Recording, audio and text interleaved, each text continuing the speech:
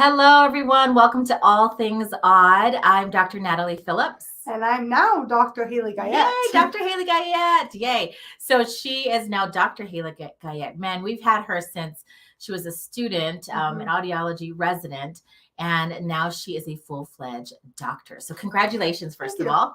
Okay, so today we have a fun topic for you, as you can tell.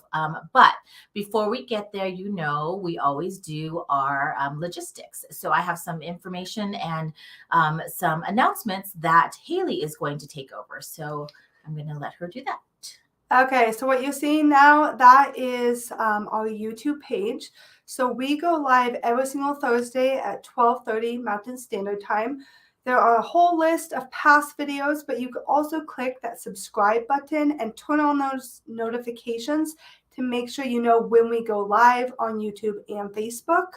The great thing about YouTube is you can go back through and look at how our videos are sorted. They're sorted into different categories, and you can find some fun past videos. So make sure to check us out on YouTube and Facebook. Yeah, and these all look the same, but they're all categorized. So Better Speech and Hearing Month, technology, music and musicians, as we can kind of scroll a little bit this way. I know this is the first one, but there's dizziness and vertigo, bone-anchored hearing aids, cochlear implants. So a lot of them are in very similar categories, but if you want to watch all of them, if you look at this one right here, it says All Things Odd. And so you can catch all of our episodes or share them with somebody who might want to see them or hear them or learn something. So there's that. Okay, and then Haley's got one more announcement real quick. So as a reminder, we still have our Christmas in July. I know it's August, but we still have our Christmas in July giveaway going on for a electronic bundle. So if you guys go on to Google and leave us a review, the last day to enter is August 31st. So go ahead, leave us a review on Google and be entered to win the electronic bundle. All right. And so I am trying to frantically get this up on some of our audiology boards because what we have today is really a fun topic. And we want other people to be a part of the conversation. So one more quick share for me and we're good. Okay. So I think we have our friend Isaac is what I saw. Yes, of course, he's always here with us. So greetings, Isaac. So always good. So glad that you can watch the show. And yep, look who's here. Dr. Corey Workman up in Estes Park. National Lazy Day. He says, my kind of day. Absolutely. All right. So glad that you guys are tuning in here. And as people are going to start to tune in, we wanted to just talk a little bit more about this. So yep, as you guessed it, it is National Lazy Day. So this is super crazy. It's August 10th. But what I wanted to share a little bit more about are the other kind of crazy national days that National Lazy Day kind of shares along with it. So I had to write this down here. We've got National Spoil Your Dog Day. That's also today. National Duran Appreciation Day. For those of you like Haley's like, who? Yeah, that was a group back in the 80s. I think it was the 80s. We'll see how these comments come in. Hey, our Dr. Cliff, our friend, is watching from South Africa. Awesome, Dr. Cliff. Good to see you. And yes, Corey, his feet are up on the desk and he's enjoying the show. So awesome, you guys. Thanks for tuning in. Okay, so National Duran Appreciation Day also shares today, August 10th, National Lazy Day. Okay, this one was International Biodiesel Day. So basically, it's the awareness of the best fuels for vehicles and which ones cause the least environmental damage. So that also shares August 10th. National Dean Day, DEAN. So what that is you learn more about the deans in this world and the people in history that have the name Dean, which means there's also National Mary Day, which is we celebrate people with the name of Mary. Okay, this one's fun. National S'mores Day is also today. So if you're out there, a good excuse for the summer, it's National S'mores Day. So go out there and make your favorite s'mores, however you make it. We can have a whole conversation about whether you use different types of chocolate or square marshmallows or whatever. Haley's probably salivating because she's like, ooh, it's S'mores Day. I'm like, yeah, it's S'mores Day. Okay. This one's funny. National Shapewear Day. Okay, National Shapewear Day to celebrate and appreciate slimming garments. National Update Your Bio Day. So if you haven't updated your bio, just an awareness that it's National Update Your Bio Day. So get out there and update your bios anywhere, whether it's on social media or whatever you need to update. National Vlogging Day. So even Haley was like, hey, we should have vlogged this. Well, we kind of are vlogging. But yeah, it's now also National Vlogging Day, which we thought was kind of funny. And then World Lion Day, which just has people raise their voices for endangered lions. So I did a little bit of research because I was like, this is crazy. Like every day there's like a national something, right? So we wanted to share with you guys, how does a day become a day, right? A national whatever holiday. Well, technically the approved national holidays that are out there are designated by the US Congress in Title V of the United States Code. And Congress has the authority to create these, but then the US president has to issue a proclamation. So those are like the regular, obviously, like Veterans Day and all that kind of stuff. But you can actually make up a national day. So yes, you're going to learn this today. I hope you learn more from us today than just this. But if you're out there and you're like, I want a day like National Natalie Day or National Haley Day, you can. You can. If there's not already a national whatever day that you want, you can actually create and register your own holiday. So just a thought. Why would you do it? Because a lot of people try to do it like the Dean Day and the Mary Day that we're talking about. It's like kind of a gift, like picking a star, right? Or whatever, gifting a star, something like that. But yeah, people do it to honor somebody as a gift. Okay. Now we get to what is National Lazy Day. Because as you guys, I was just making sure you guys were all comfortable and getting comfortable with your feet up or your head on a pillow to hear a little bit more about National Lazy Day. And yes, stay tuned, people, because we're not only talking about National Lazy Day, but we also relate it to the ears, of course, because this is all things odd. Okay, so National Lazy Day is August 10th of every year, and it provides the perfect excuse to pause, to take a step back and indulge in relaxation. While, people are doing this all over the world, it was actually founded in 1984 to mark the closing day of the Festival of Industry, Trade, and Culture. Go figure. Like that has nothing to do with relaxation, but maybe they were like super happy that it was done and then they just wanted to sit back and relax. And so it also suggests that everybody should do a lot more relaxation and to just enjoy life, to enjoy art, culture, and just rest. So with that, I am going to pass on our next topic to Dr. Guyette to talk to us about causes of laziness. So deeming behavior as lazy is kind of a matter of opinion, so it's not necessarily one specific cause.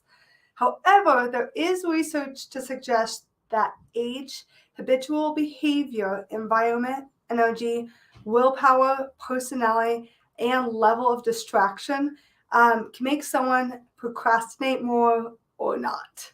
And laziness may manifest as procrastination or vacillation. So, yeah, I'm gonna pass it back to you. Yeah, and so we have some people here, and we've got Corey saying that he's using streaming services and blankets, and we've got Ashley Olsen, also wife of Dr. Cliff Olsen, probably watching from South Africa, and she said she's bored, or she's on board with National Lazy Day. I thought she's bored of National Lazy Day, but she's totally on board. Okay, so I'm so glad that you guys are tuning in because we're having a lot of fun. Okay, so now we're going to talk a little bit more about the advantages of laziness. Now, if you know me, this is super important because I feel like there aren't any advantages of being lazy. Like, stop being lazy, right? Like me as a tiger mom, I'm like, don't be lazy. But there are some advantages that we wanted to talk about.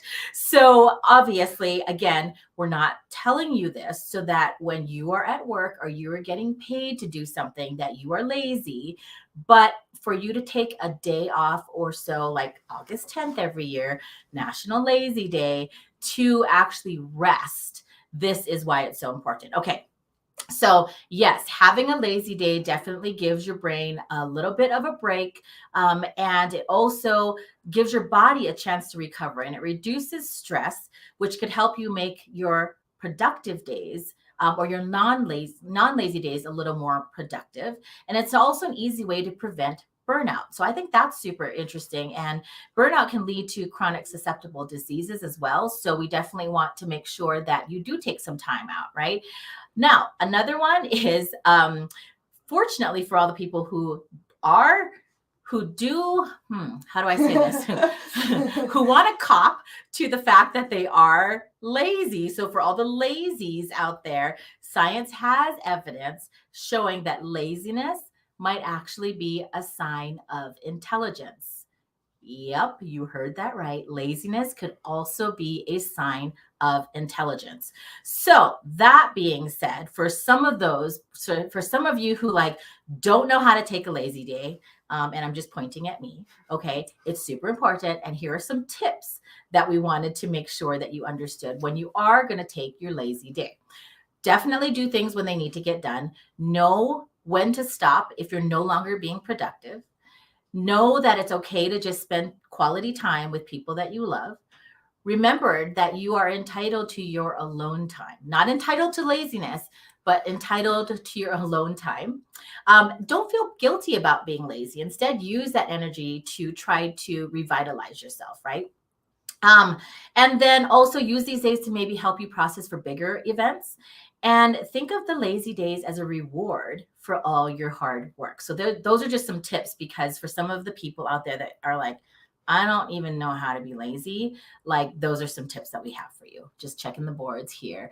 Oh yeah, of course. So Dr. Corey Workman says, okay, then I'm an Einstein, because if you're lazy, there's showing signs of intelligence. Okay, Einstein, Workman, then that's exactly who you are.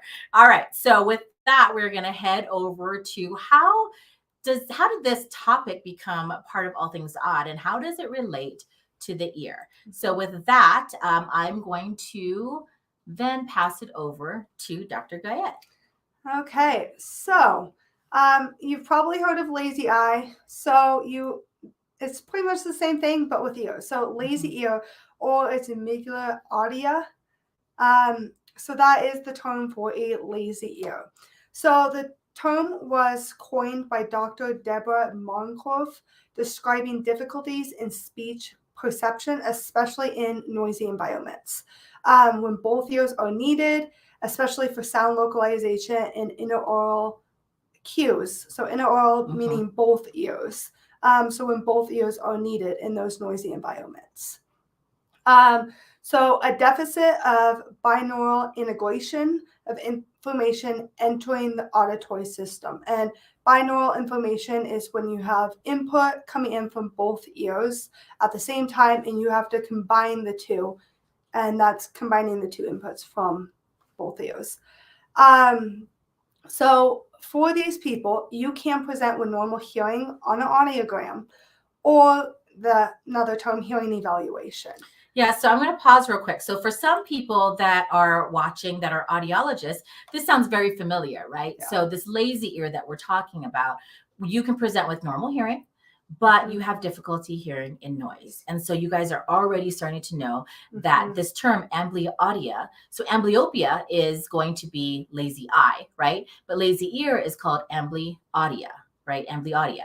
And so it sounds very much like auditory processing. Yes. And so definitely this is something that we're talking about, but there's actually a term. So I think what's interesting, and Haley's going to talk about this again a little bit more, is with auditory processing, or amblyaudia, right, is what we're finding out, that there are actually ways that, we can kind of see this come out.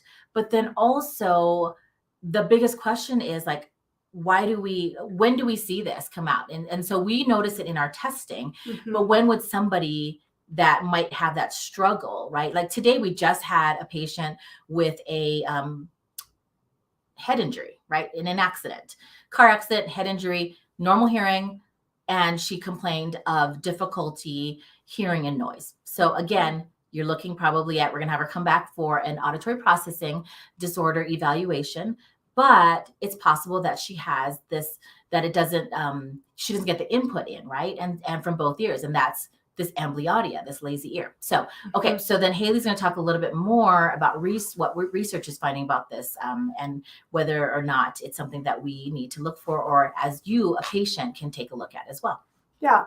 So for like adults, coming in and doing that auditory processing diagnosis and going through all that testing just helps them have a term for what they're going through. I've actually personally fit a patient who has auditory processing disorder with hearing aids, and they are doing extremely well. So that is awesome to see. So for adults, they can't take advantage of those things, but we see it a lot with kids. And so for kids, having this, it can affect their language acquisition and their academic performance. So hearing aids could help them, but also we have to start thinking of like a 504 plan or an IEP and what accommodations can they make in the classroom to also help them with this auditory processing. Or this lazy ear. So what type of things can happen to cause this auditory deprivation? So this auditory deprivation, research is finding that it's a brain-based hearing disorder that may be inherited or a result of auditory deprivation. So one or the other. Either it runs in the family or you have auditory deprivation.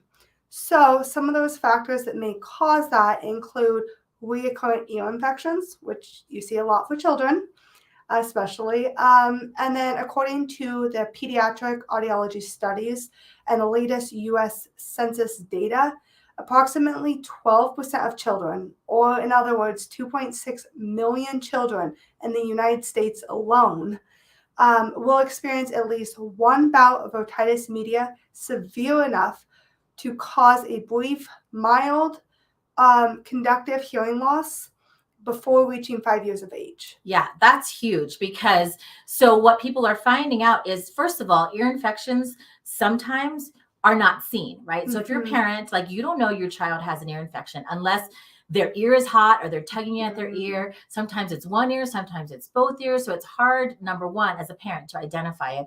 Then, it really is coming into the audiologist or an ear, nose, and throat physician and getting tested. We can see if there's any fluid behind the eardrum, right? And it might just be fluid and not infectious fluid. But if you think about it, these recurrent ear infections can come and go and you don't know. And every time that it comes, then you don't have that stimulation all the way through that hearing mechanism. So that's what we're talking about, is that auditory deprivation. And over time, during this period of the years where kids need to be hearing what they need to hear and get that stimulation all the way to the brain, that's when they start to not get it, right? Because of that ear infection. And over time, like sometimes you don't know that you have auditory processing until you're in maybe college or something, right? Even though, and then typically when 20-year-olds come in and they're like, yeah, I'm really having a hard time. Like every time I go out to the bar or I'm out at a party or, big classroom. And the number one question I ask is, did you have ear infections as a child? And they're like, yes, I did. And so if you think about it, this research goes back to that fact that, with 12% of the children, or that's a lot, 2.6 million children in the United States have an ear infection severe enough before the age of 5, where those years are, right, not getting that stimulation, then over time it can also manifest as this difficulty hearing and noise. And even during the school years, it might be blown off maybe a little bit, right? Saying, oh, they might have a learning disorder, or they might, oh, we just need to make sure that, this person has a little bit more help in schoolwork or whatever. And you still might not know until you really start to struggle. And especially you started to notice that you're struggling a little bit more in noise. So that's definitely something. Okay. What other things could cause this auditory deprivation? So ear infections can cause a hearing loss, causing that auditory deprivation. But also, if you're born or something happens to cause an asymmetric hearing loss, that could also lead to auditory deprivation. And that one's a little bit different because of the binaural cues, right? Yeah. And the sound localization. So if there's an asymmetrical hearing loss, it's a little bit different than like throwing a blanket or earplugs over, like what a conductive hearing loss would be. So sometimes if it's an asymmetrical hearing loss, the timing cues are off a little bit too. Yeah. And then another thing would be atresia. So if you have like a closed ear canal, it wasn't open, that means you just gave yourself a conductive hearing loss because you were born with atresia. Yeah. So, Yeah, so different ways to help would be auditory training or auditory rehabilitation. This can be done in person, but also there are so many great resources online now that is a great resource to get that training. Yeah. All right. So, lots of different things we can do. We can help. Yeah, you talked about the auditory training as well. Okay. So then we're going to cover one last question because we get this with fitting hearing aids as well. Is the common question is, yeah, but will my ears become lazy if I wear hearing aids? And every time we get this question, I always feel like I stare at the patient. I'm like, what? No. Like, where'd you get that idea from? But if you think of it from the patient point of view, that's a great question, actually, because if you think about glasses and eyes, and if I don't wear my eyes, am I reworking if I don't wear my eyes, if I don't wear my glasses, am I working my eyes out too hard, right? So it's actually a really good question. And it is a very common question about will my ears become lazy by wearing a hearing aid, right? Yeah. But we're here to debunk some myths that that's not entirely true. So number one that we wrote for a myth would be that usually people ask about this because they're thinking that they're being exposed to loud sounds through the hearing aid. Okay, well, that makes sense. Yeah. So it's not that the ears will become lazy, but they're also worried that wearing hearing aids too much will expose them to louder sounds, obviously. Well, and then we have the conversation with our patients that not necessarily, because hearing aids have different input levels for soft level input, normal level input, loud level input, and they're not equal across the board, right? Because you don't need that same amount of gain or input for every sound that comes in. And then on the top of that, hearing aids have output levels. I was going to say MPO, but for the consumer, output levels or ceiling. So basically your sounds are not going to go past that, and it'll kind of curve off. So you're still hearing the sounds. It's not going to distort or cut off the sound, but it makes it where it keeps sounds comfortable for you. And that would be the output or the ceiling level. Okay. So that's the first myth, that maybe my hearing will get worse by wearing hearing aids. Okay. The second myth that we had surrounding maybe this question is, basically what we said, like, no, it's quite the opposite, right? If you think about all this research that's coming out about how early you need to get into hearing aids, because if you think about as you start to lose your hearing, you're not getting that stimulation all the way to the nerve where the clarity is. And so amplification will help you get that signal all the way to the nerve and to the brain, right? And so what we're finding out in research, and I believe we talked about it maybe 2 weeks ago, is that the earlier that you get into hearing aids, you'll get that stimulation and keep that clarity, right? But then also that you might be at more risk for dementia, right? And memory and cognitive issues by not having those hearing aids. So it's quite the opposite. We want to make sure that your ears are not going to become lazy, but you're actually getting the stimulation, right? So that debunks that myth. And then the third thing and the last thing that we had is that maybe the myth that they asked this question is that they notice that they don't hear as well when they take their hearing aids off, right? They're like, oh, when I take my hearing aids off now, I feel like I feel worse than before I had no hearing aids on. And so the conversation that I have, and it'd be interesting because I know a lot of audiologists are tuning in too, to please add to the conversation by putting what you say in the comments to any one of these myths as well. But usually what I notice is that, sometimes maybe it's just the perception that after you've had hearing aids and you're wearing it around all day and you take it off, the perception of, yeah, now it's muted a lot, right? That it could be a little bit different. So it could just be the perception. Or there's this thing called possible auditory fatigue, right? Having those heightened senses and the hair cells and everything. And now it's kind of, when you take the hearing aids off, it's a little bit relaxed. I think somebody put something in the comment. I just want to make sure. Okay, so we've got a comment from Dr. Einstein here, Workman, that hearing aids equal excellent ear and hearing exercise. Keep the brain healthy with sound. That's a great way to put it, Dr. Einstein. So thank you. I tell my patients a lot. I describe it like a muscle. So if you're not working out a muscle, it's not going to work as well, and it's going to fatigue over time. If you will not walk for a couple years, your legs aren't going to work very well, and that seems to relate really well to a lot of my patients. So I like that you talked about exercise, because that's what I think of too. Yeah, I love that too. All right. Well, so with that, we are going to close the show. But again, we wanted to thank you all for tuning in. For audiologists that are coming and watching the replay, please put comments in here. If there's something that you want to add to that, please post your where you're working to. Post your Facebook page. If you're watching on Facebook, if you're watching on YouTube, post where you're located so that if people are coming back to watch the replay, they know where to reach out and what state you're in. Okay, so post your practice, post your state, because again, this is a collaborative effort. We're not here like talking heads talking at you, but we're also having some fun, right? Because it's National Lazy Day. So with that, don't forget the other national days that are today. If you don't want to practice being lazy today, you can enjoy s'mores. If you're Dean or Mary, happy Dean or Mary Day today. But yeah, go out there and enjoy the rest of your day. Thank you all for tuning in. We'll be back every Thursday, 12:30 p.m. Mountain Standard Time on a new episode of All Things Odd. So thanks for tuning in, you guys.